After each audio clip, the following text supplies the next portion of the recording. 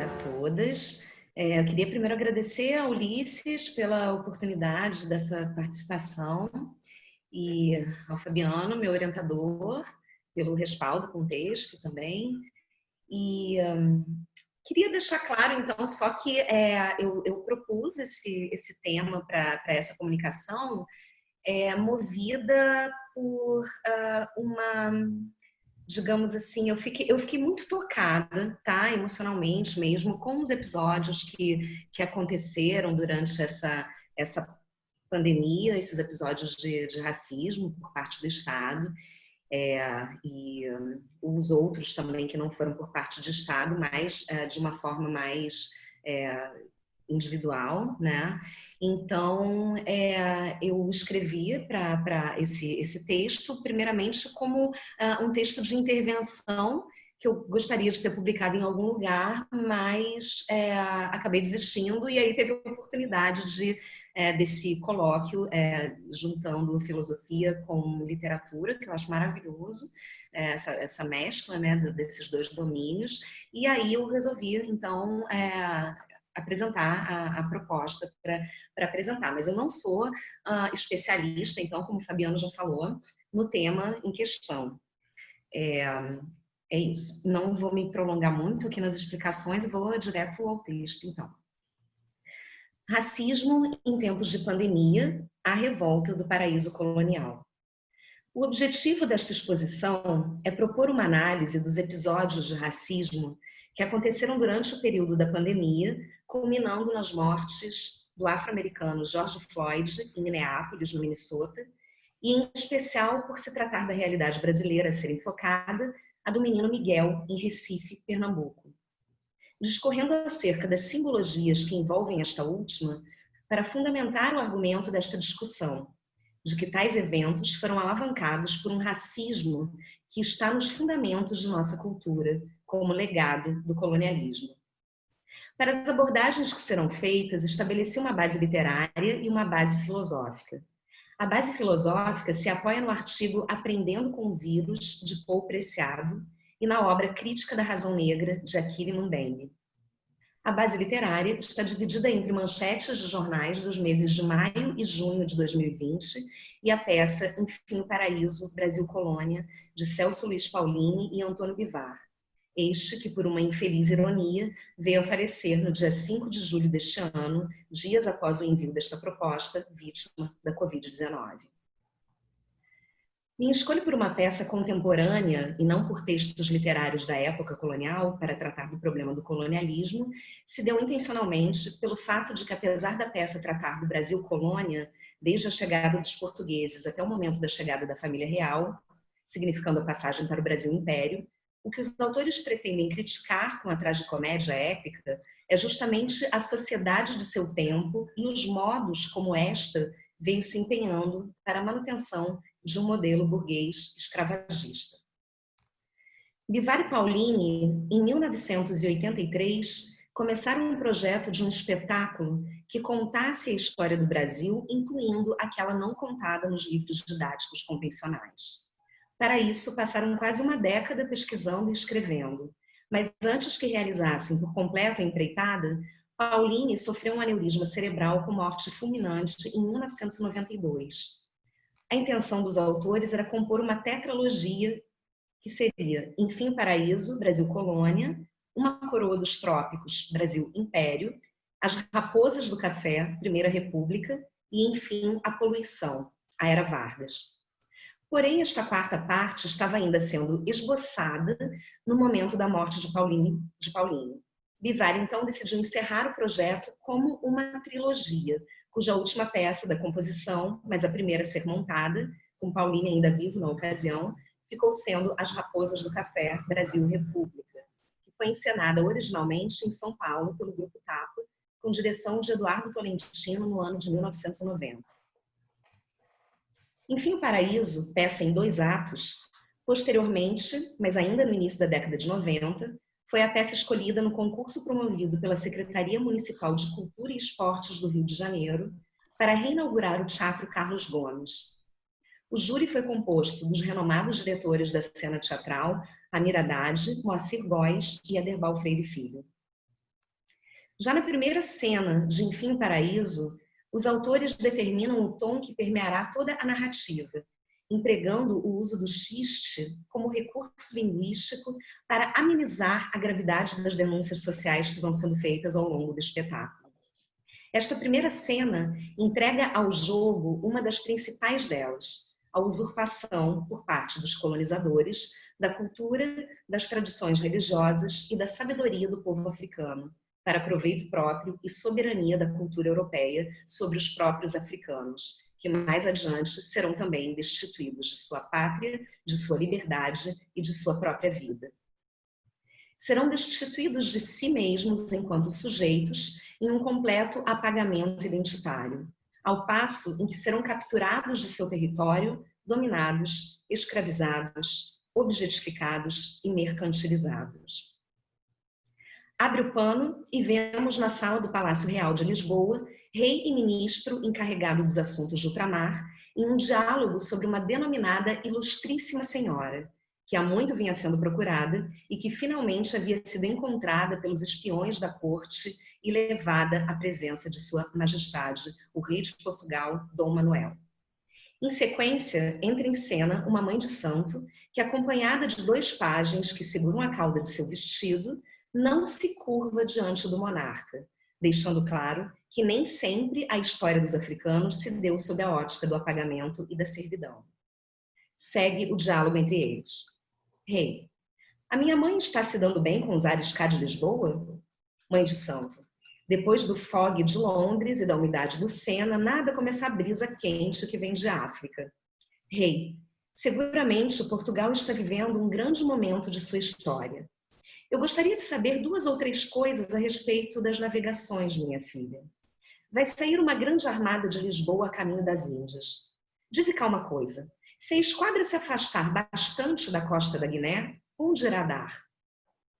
Após um verdadeiro ritual de concentração, ao deslocar-se pelo palco ao som de tambores rufando, em uma espécie de transe mediúnico, de repente a mulher estrebucha no chão, enquanto o rei e ministro assistem atordoados ao espetáculo. Um dos pajens entrega a Ialorixá a bandeja de búzios, que ela, já recomposta, se põe a jogar, revelando aos presentes o que vê. Se entrarem pela terra dentro, minerais, filões de ouro, prata, pedras, pedrarias, esmeraldas, um cruzeiro no céu e sangue. Muito sangue na terra. Dom Manuel, em uma explosão de entusiasmo, então delibera. Senhor ministro, ordeno que se aprestem as naus imediatamente. E me chamem o Cabral. Velas ao mar, rumo às Novas Índias. As cenas seguintes versam sobre a objetificação e violação dos corpos dos colonizados, já no exato momento em que começa o processo colonizador. Em um primeiro momento, essa violação acontece com o povo indígena e, posteriormente, se estenderá para os africanos, que serão trazidos para cá e também considerados animais desprovidos de alma ou mera mercadoria, visando a geração de lucros e sendo a mão de obra que estará na base da economia com a implantação dos engenhos de cana-de-açúcar em um segundo momento do processo colonizador, com a chegada dos holandeses. Tal momento será anunciado na peça como um salto cronológico para o ano de 1943, para sugerir ao espectador que toda a narrativa se trata de um curso de história do Brasil ministrado pela verdadeira protagonista, Dona Iracema, professora da tradicional Escola Católica de Freiras Francesas para Meninas, o Colégio Sion, conhecido como uma instituição da burguesia emergente que teve como política interna estatutária, durante muitos anos, inclusive após passar a ser uma escola mista, a não aceitação da matrícula de estudantes negros ou pertencentes a qualquer outra classe marginalizada pela sociedade, o que incluía também a classe artística.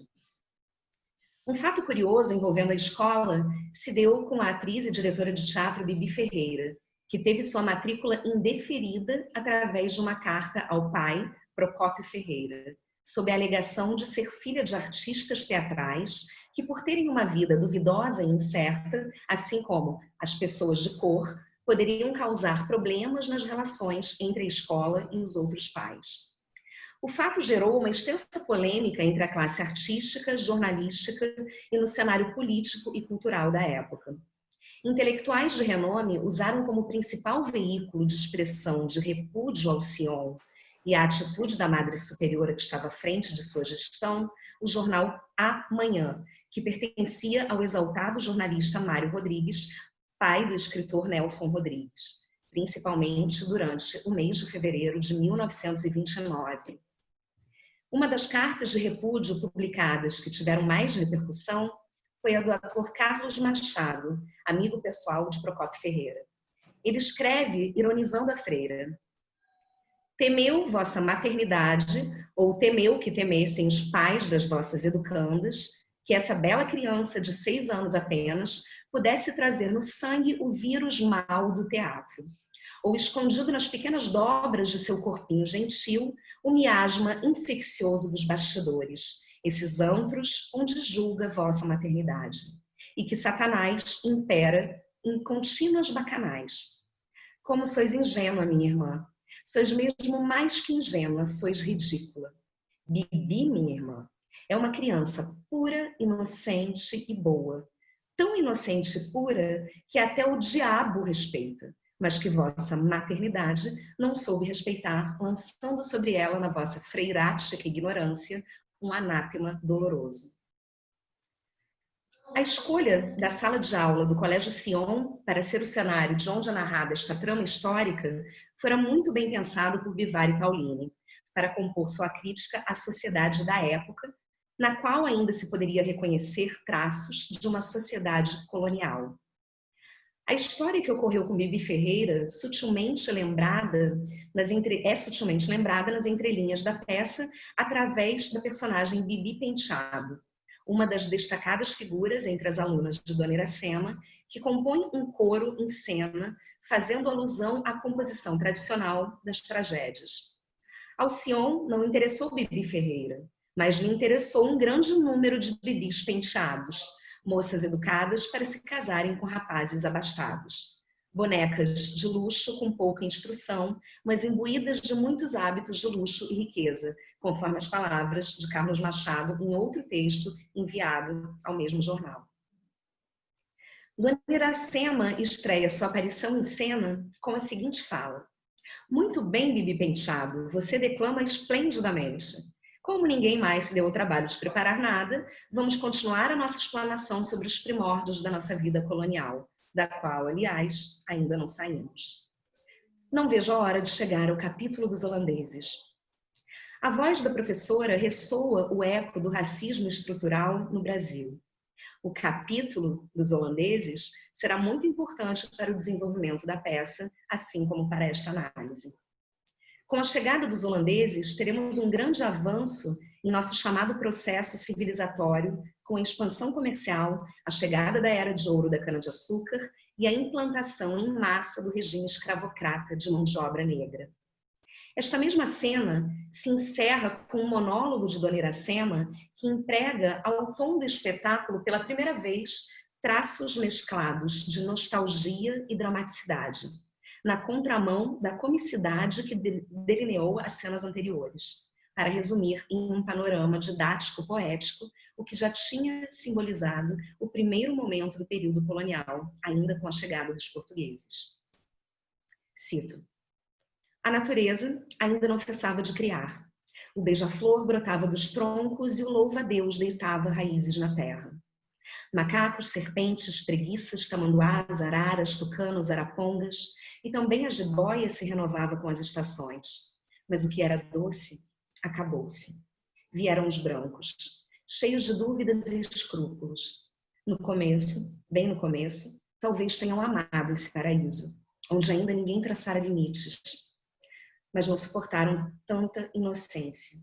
Traziam da velha Europa uma sórdida concupiscência. Foi então que começou o desterro. Foi o fim do paraíso. É interessante observar que após este momento do texto, Bivar e Paulini, para enfatizar a passagem histórica para o momento do tráfico negreiro, assumem também uma função que vai além da autoria, sugerindo coordenadas para a direção na criação da luz do espetáculo, assinalando na rubrica um blackout, que faz alusão ao momento dos negros, servindo de gancho para a passagem dos holandeses. Gradativamente, vemos ao fundo do palco surgir em sombra chinesa uma fileira de homens e mulheres acorrentados e sendo açoitados por um feitor. Finalmente, na cena 8, Dona Iracema chega ao tão esperado momento do domínio holandês, conduzindo a plateia a uma verdadeira aula de história, percorrendo cronologicamente fatos determinantes para o estabelecimento das fases do processo colonial e explicando que, assim, a 15 de fevereiro de 1630, uma frota com 52 navios, 13 chalupas, 3.780 marinheiros, 3.500 soldados e 1.770 canhões de diversos calibres tentaram mal sucedidamente desembarcar no porto de Olinda, em Pernambuco, dando-se a entrada definitiva por Pau Amarelo, de onde começou o domínio holandês com o domínio da cana-de-açúcar e o início do genocídio do povo preto, que perdura até os dias atuais. No dia 2 de junho de 2020, diversos jornais do país traziam manchetes noticiando a morte do menino Miguel Otávio Santana da Silva, de apenas 5 anos, que caiu do 9º andar de um condomínio de luxo em Recife.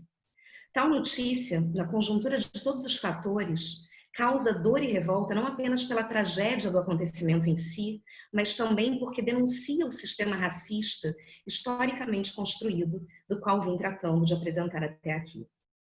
O que serve como alavanca para um evento em consequência, o do mencionado genocídio, sobre o qual passo a tratar neste momento. As circunstâncias que envolvem a morte de Miguel nos referenciam a um Recife ainda caracterizado como uma Nova Holanda. A Nova Holanda foi o nome dado para o projeto capitalista e de industrialização que o Maurício de Nassau tinha para transformar Recife numa espécie de Holanda. Então, por causa disso, ficou conhecido também como Nova Holanda ou Cidade Maurícia. Mesmo que numa localização cronológica de 4 séculos depois. O que é irônico, de uma nefasta ironia, é tudo isso acontecer uma semana após um outro trágico evento que instaurou uma verdadeira comoção nacional nas redes sociais e nas mídias em geral, todas elas voltadas para os Estados Unidos, pelo assassinato de George Floyd, no dia 25 de maio, em mais um episódio racista de violência por parte do Estado. Na ocasião, o afro-americano Floyd, 46 anos, pai de 3 filhos, segurança desempregado devido à crise do coronavírus, foi acusado de repassar ao funcionário de um supermercado uma nota falsa de $20, usada para comprar um maço de cigarros. O funcionário reportou a nota supostamente falsa à polícia, que se dirigiu imediatamente ao local. Com a chegada dos policiais, Floyd foi detido sob a mira de uma arma, algemado e conduzido até a viatura. No momento em que entrava no carro, resistiu à prisão por um desequilíbrio emocional causado por uma crise de claustrofobia, que o fez cair no chão. O policial pediu reforços, que quando chegaram fizeram mais uma tentativa de colocá-lo à força dentro do veículo. Neste momento, um dos policiais, ao puxá-lo, derruba-o novamente no chão, onde então ele permanece, algemado, deitado de costas, com o rosto para baixo, avisando que não conseguia respirar. Foi quando o policial branco, Derek Chauvin, achou por bem garantir que o suspeito não escapasse, colocando o joelho esquerdo entre a cabeça e o pescoço do homem, enquanto ele chamava por sua mãe e implorava, por favor. Foram suas últimas palavras. Depois disso, silêncio. Floyd já estava desacordado, mas o policial ainda permanecia em alerta, com o joelho pressionando seu pescoço. As mesmas redes que ao longo da semana serviram como espaço de indignação e protestos pela morte de Floyd, a partir de 2 de junho, passaram a dividir este espaço com notícias, comentários e manifestações sobre a morte de Miguel, em meio a hashtags que, repetidas em massa, diziam coisas como "vidas negras importam" e "Black Lives Matter". Vez ou outra, com o intuito de render alguma homenagem, internautas de todo o Brasil postavam frases de efeito ou poesias acompanhadas de ilustrações ou charges, como uma que retratava o menino como um anjo com asas, sendo amparado nos braços de Cristo. Este representava a imagem e semelhança de nossos colonizadores, como um salvador branco. Há um jogo de importantes simbologias na constituição destes eventos das mortes de Floyd e de Miguel durante o período da pandemia. Porém, a partir de agora, me concentrarei no caso específico de Miguel. Está tudo absolutamente errado nessa narrativa. O primeiro ponto que eu gostaria de destacar é o motivo pelo qual Miguel estava naquele lugar, naquele momento. E é um ponto muito simples. Miguel era o filho da empregada.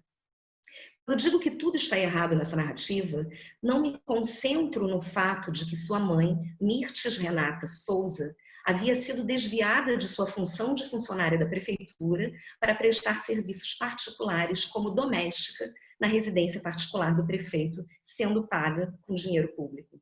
Estou falando de uma mulher preta e pobre que, ao invés de ter sido liberada do trabalho e devidamente remunerada para poder desfrutar de seu direito de cumprir isolamento social e resguardar a si e a sua família, havia sido obrigada a trabalhar, ainda que seu trabalho não seja considerado de necessidade básica, expondo-se à contaminação e expondo também seu filho por não ter com quem deixá-lo, já que o educandário onde a criança estava matriculada encontrava-se fechado por determinação da mesma prefeitura gerida por seu patrão, que, aliás, junto com sua esposa, a primeira-dama, havia testado positivo para a Covid-19.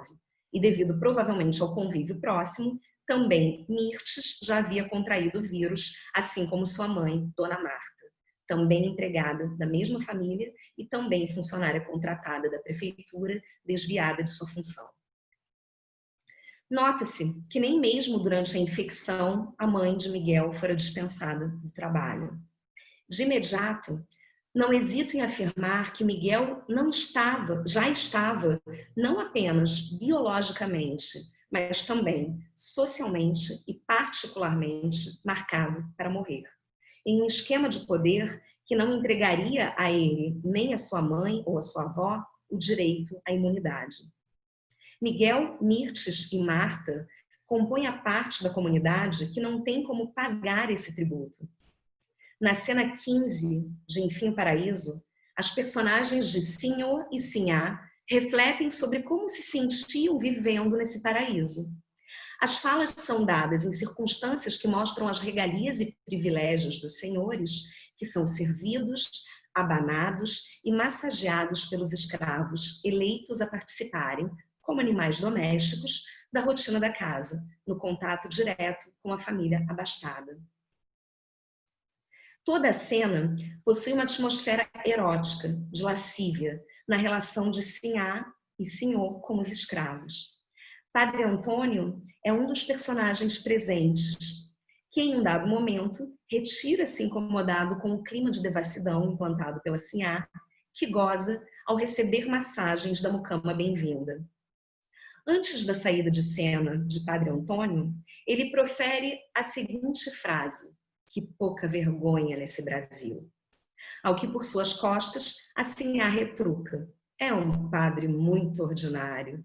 Em vez de emprenhar umas negrinhas, fica implicando com a gente. Esta cena é muito significativa para retratar a relação entre o racismo e a pandemia atual. Em um dado momento, Totonho, filho de Sinhá e de Senhor, abotoando a braguilha da calça e dirigindo-se ao pai, entra em cena. Totonho: Senhor, meu pai, se não for incômodo, eu queria falar com você. Senhor: que é, Totonho? Totonho: são umas manchas que me apareceram na cara, mostrando o rosto com manchas avermelhadas. Ao que Senhor responde: ah, não é nada, Totonho, é sífilis. Bivar e Pauline problematizam no texto a epidemia de sífilis que se difundiu no Brasil após a colonização, doença que assolava a Europa já no século XV e havia matado milhares de pessoas.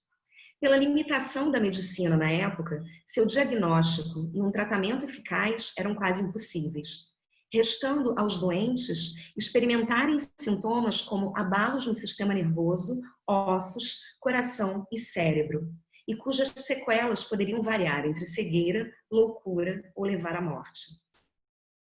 A especulação sobre o número de escravos contaminados, incluindo os bebês que nasciam, nos faz pensar o problema da imunidade pelo ponto de vista do racismo. Os negros não tinham como estar imunes. Eram contaminados pelos senhores a quem não poderiam negar os favores sexuais e evitar as violações. O que estava em jogo eram suas vidas, também suas mortes. Uma vez que esses negros que contraíam a doença não tinham como se tratar ou se resguardar com os devidos cuidados, pois o trabalho não cessava. Por outro lado, um senhor que contraísse sífilis poderia desfrutar de todas as regalias necessárias para seu restabelecimento. E ainda que a doença lhe deixasse sequelas, poderia readaptar-se à nova condição de seu lugar de privilégio. Por sua vez, um negro que contraísse sífilis, ainda que não morresse, mas também não contasse com a sorte de se recuperar, estaria igualmente condenado à morte, pois seria assassinado, uma vez que não prestaria mais para o trabalho e estivesse impossibilitado de gerar lucro e, portanto, passasse a representar apenas prejuízo econômico. Paul Preciado trata desta questão no artigo Aprendendo com o Vírus, publicado originalmente no jornal El País, em 27 de março de 2020, no qual explica que comunidade e imunidade dividem a mesma raiz, munus, que em latim correspondia ao tributo que deveria ser pago para viver em uma determinada comunidade. Immunitas é exatamente o substantivo derivado da negação do munus, que na legislação romana significava o privilégio de ser dispensado de um dever comum que era imposto à população em geral. Logo, aquele a quem era concedido o privilégio estava imune. O artigo aponta para os perigos do manejo imunológico, pois alimenta a segregação a partir da consideração de que legitima as políticas neoliberais, administrando as minorias racializadas e marginalizadas. Preciado cita a antropóloga Emily Martin, que em Flexible Bodies, de 1994, sustenta a tese de que a imunidade corporal é um fato biológico, cultural e também político. Ou seja, a dita imunidade, tal como a entendemos, é construída mediante crivos sociais e políticos que selecionam não apenas quem deve viver e quem deve morrer, quem deve receber imunidade e quem deve receber o vírus, mas selecionam também as próprias suas produções, assim como definem de que tipo elas devem ser, de soberania e de exclusão, logo, de vida e de morte, adequando a escolha de quem vive e de quem morre aos casos gerais no modus operandi coletivo. Isto se chama biopolítica, problema para o qual Foucault tanto atentou. A partir da segunda metade do século XVIII e início do século XIX, surge um conjunto de técnicas de poder baseadas no ser biológico, uma forma de política preocupada com as relações dos homens enquanto espécie e, consequentemente, com as populações e não mais com os indivíduos enquanto corpos individuais. Todos passam a fazer parte dessa massa homogênea. As técnicas de poder aplicadas no colonialismo poderiam ser resumidas como uma prática central de fazer o indivíduo morrer ou deixá-lo viver, enquanto o conjunto de técnicas da biopolítica envolvem a decisão de fazer alguém viver ou deixar alguém morrer, conforme explicou o próprio Foucault. Tanto um quanto o outro meio tratam de um jogo de poder entre vida e morte, de formas de controle sobre ambas. O problema mais grave da biopolítica, no cenário atual, durante uma pandemia que atinge um número maior da população, que é aquele que o sistema público de saúde é capaz de suportar, é que essa escolha de quem deve viver e de quem deve ser largado à morte passa necessariamente pelo crivo do racismo estrutural. E, ao mesmo tempo, voltando à forma de poder colonialista, em que a lógica se inverte e o indivíduo é sentenciado à pena de morte. Este é o processo de passagem da biopolítica para a necropolítica, sendo a vida subjugada para ser entregue ao poder da morte. E isto acontece quase sempre com a vida do preto e pobre, do idoso preto e pobre, da mulher preta e pobre, da criança preta e pobre, como no caso de Miguel. Preciado acusa que já no século XV, com a expansão do capitalismo colonial e com a passagem da produção feudal para a produção industrial escrava, noções como sexo, raça e sexualidade seriam exatamente os dispositivos de controle desta necrobiopolítica das comunidades, que já começava a se esboçar. Isto tudo nos parece apontar para a raiz de todos esses acontecimentos, a seleção de quais vidas devem ser sacrificadas. No mesmo país que grita virtualmente que vidas negras importam, são justamente essas vidas negras que estão estigmatizadas pelo rastro da morte. Não só no período desta pandemia, mas desde o início documentado de nossa história, como sintoma de um vírus ainda maior, que é o vírus do racismo. São essas vidas que são escolhidas hoje, assim como no Brasil colônia, para serem eliminadas, descartadas, como se definitivamente não importassem, como se valessem menos. No caso específico do menino Miguel, sua vida não apenas valeu menos que as vidas dos filhos dos patrões, como também, e literalmente, seu valor fora colocado abaixo do cocô do cachorro, transcrevendo a expressão popular na íntegra.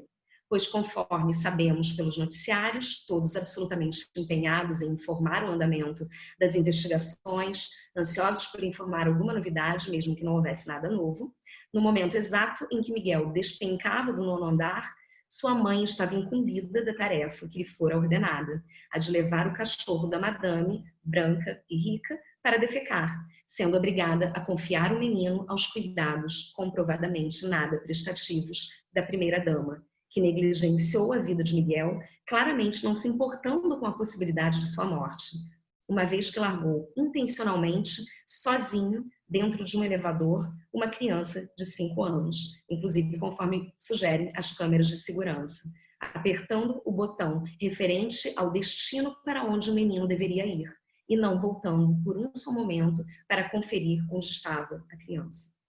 Afinal, a sinhá de engenho sempre tem preocupações mais grandiosas que a integridade física da vassalagem. No caso em questão, a primeira-dama estava ocupada na feitura de suas unhas por uma mulher, outra, preta, pobre, exposta ao vírus que no papel de outra mucama a servia em sua casa. Não à toa, esta sinhá atende pelo sobrenome de Corte Real, que lhe é, aliás, muito adequado. Aqui Mbembe diz: a coleira é o significante por excelência da identidade servil, da condição servil, do estado de servidão.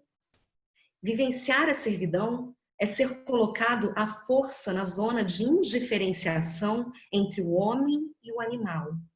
Impossível distingui-las, até o ponto em que já não se sabe o que do animal é mais humano do que o homem e o que do homem é mais animal que o animal. É curioso que o objetivo declarado do trabalho colonial capitalista seja sempre produzir a vida, que por sua vez só pode surgir de uma entrega de si para a morte. Para Mbembe, se existe uma subjetividade no colonialismo, a matriz representativa certamente é a raça, que foi ao mesmo tempo moeda de troca e valor de uso. O colonialismo amplia também uma espécie de classificação racial do gênero humano embasada em teorias de desigualdade de raças, cuja pretensão é tornar válidas as práticas eugenistas. Mbembe diz ainda que para encaixar todo este sistema em um sistema ético-político, ou seja, de hábitos na praxis, A lógica das raças precisaria ser somada às lógicas dos lucros e à política da força, consequentemente, ao instinto de corrupção. Esta definição da prática colonial logo precisa do capitalismo para se sustentar e vice-versa. Juntando isso tudo, parece-me um cenário idêntico ao que temos atualmente, em termos sociais, políticos e econômicos, considerando inclusive que o colonialismo tinha também por princípio a disseminação de um ethos não só racialista, como também nacionalista e militarista, o que torna fácil identificar as bases de formação dos que atualmente clamam pela volta da ditadura militar e nomeiam o golpe de 64 de revolução. Do mesmo modo como os colonialistas clamavam por uma também dita revolução, que o que visava mesmo era revolucionar as regras da vida, criando uma raça pura de gigantes. Ou seja, o sustentáculo da noção de colônia se ergue em uma experiência desmedida da morte ou do dispêndio da vida, traço principal, por exemplo, da história europeia, de suas produções sociais, de suas acumulações de riquezas, formas governamentais, produções intelectuais e religiosas. Mas em tudo isso, o epicentro é a raça, pois através dela se manifesta uma espécie de autorização para o assassínio, conforme observa Bataille. Contudo, esta problemática do colonialismo se torna ainda mais aguda e complexa quando encarada do outro extremo da violência, o do cuidado civilizatório e narcísico travestido de bondade generosa. Será justamente esta lógica o instrumento mais eficiente para a perpetuação da escravidão através do reconhecimento do homem branco como salvador e, consequentemente, como senhor, a partir de uma negação da autonomia do sujeito que lhe é imposta, fazendo o próprio sujeito acreditar que se trata de um bem e de uma ação escolhida. Isto garantirá o princípio da exclusão, que emprega à comunidade o sentido de anticomunidade. Este é o processo no qual se desenvolve a relação entre súditos e colonizadores sob a égide do sacrifício pela permuta da morte. Conforme ressalta Bayard, o corpo que num dado momento é aprisionado, desnudado, acorrentado, sujeito a trabalhos forçados, golpeado, deportado, condenado à morte, é o mesmo que noutro é cuidado, educado, vestido, alimentado e remunerado.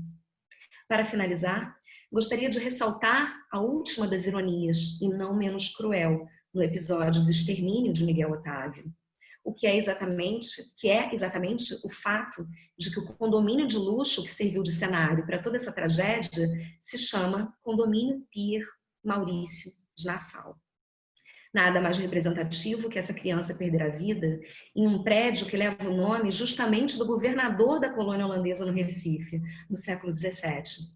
Um dos grandes nomes que encabeçaram a implementação e ampliação da economia da cana-de-açúcar e do fumo no Nordeste.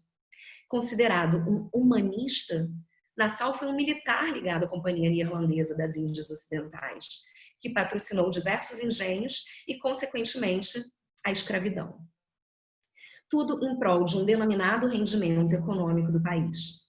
Sendo importante também destacar que Maurício de Nassau participou ativa e diretamente da organização das expedições para a conquista do Forte de São Jorge da Mina, de Luanda, de Benguela, de São Tomé e da costa da Guiné, no continente africano. Sendo favorável também à oferta de escravos africanos no Brasil para recuperar os lucros perdidos, tanto na falência de engenhos e crise na produção açucareira, quanto nos recursos investidos em combates fracassados e derrotas nas tomadas de territórios, como, por exemplo, o da Bahia. Nesse cenário, com ares humanistas, incluindo o humanismo de Massinha, cujo aspecto é abolicionista, uma vez que até deixava o menino brincar com seus filhos em sua casa, como se fosse quase alguém da família, exceto por algumas distinções básicas, como afeto, empatia, respeito e importância. Poderia ser alguém considerado quase da família, não fosse pela dignidade que lhe fora roubada. Dignidade que a toda criança deveria ser garantida, desde o nascimento, e por todo o desenvolvimento da infância, mas que de fato só o é quando se nasce branco e já fazendo parte da casta supremacista que deve a todo custo ser mantida em detrimento da exclusão de quem a ela não pertence.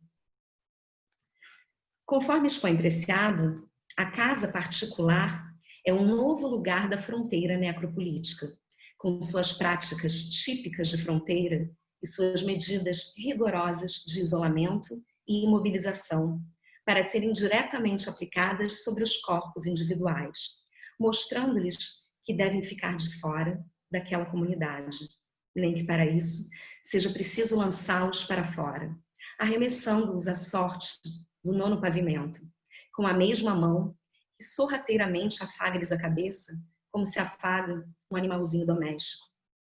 Frente a tudo isso, se torna no mínimo compreensível o que há por trás do punho cerrado e erguido que acompanha a voz crepitante de um negro quando grita "fogo nos racistas", conforme cantarolou Dona Iracema e quando um vento quente soprar no canavial, Maurício de Nassau.